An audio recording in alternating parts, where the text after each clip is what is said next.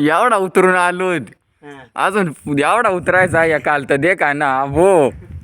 या काय कमी आहे वारंवार आहे दादा फारच भूक लागली चार चपात्या होत्या त्या खाल्या 5 जणांनी